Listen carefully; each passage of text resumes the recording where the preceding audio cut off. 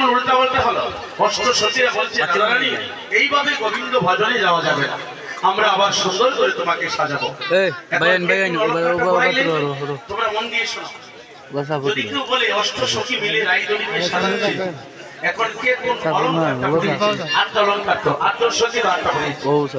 ললিতা উল্লাস প্রাণী সুবর্ণের চিরিমি আনি মনোর সাথে আর চলিলা চুল চুল কে আসলাইলা ললিতা। যদি কেউ বলে তোমরা যে অফিসারে গিয়েছিলা